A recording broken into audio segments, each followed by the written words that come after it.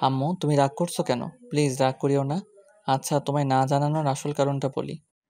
আম্মুর কানের সামনে মুখ নিয়ে ধীরে ধীরে কিছু কথা বললাম। আমার মুখ থেকে কথাগুলো শোনার পর অবনীর দিকে হাঁ করে তাকিয়ে আছে আম্মু। আম্মু, কি হলো? এভাবে চুপচাপ হয়ে আছো যে? বৌমাকে কিছু বলো। বৌমা, তুই আসলে প্রমাণ করে দিলি যে আবর্জনার স্তূপেও স্বর্ণ পাওয়া যায়। আর তুই সেই স্বর্ণের টুকরো। উনি কি বলছেন এসব? মাথায় তো কিছুই কাজ করছে না। কি সব আবর্জনা, তারপর স্বর্ণের টুকরোর কথা বলছেন তিনি? আমার কথার মানেটা তুই এখন বুঝবি না মা। হায়, আমার কাছে আয়। ওনার কাছে যেতেই উনি আমার কপালে একটা চুমু এঁকে দিল। শোন বৌমা, আমার ছেলেটাকে কিন্তু একদম কষ্ট দিবি না।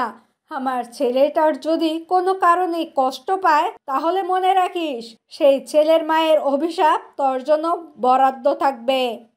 মানুষটার কথার প্রতি উত্তরে কিছু বলতে পারলাম না। আর কি বা বলবো?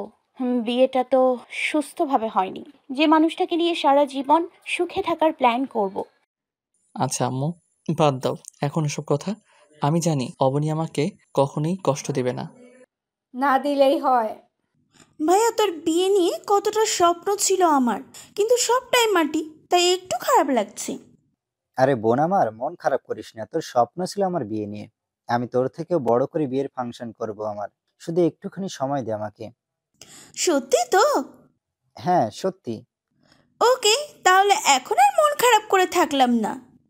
পাগলি বোন আমার। আচ্ছা, তোরা তোর ভাবিকে নিয়ে থাক। আমি একটু অফিসে যাব, জরুরি মিটিং আছে।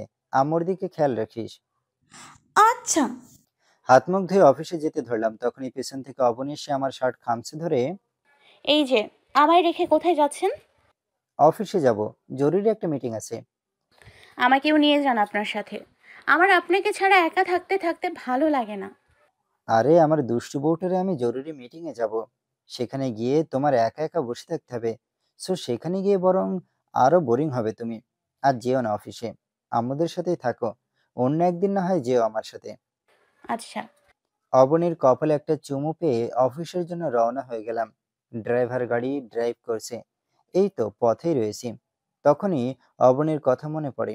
মেয়েটা এমন পরিবর্তন হয়ে গেল।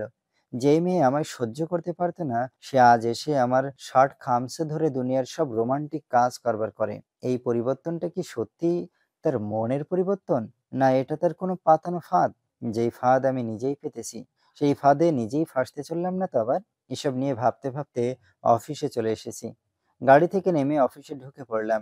কেবিনে বসে নিজেকে একটু রিল্যাক্স করছি। তখনই ম্যানেজার কেবিনে আসে।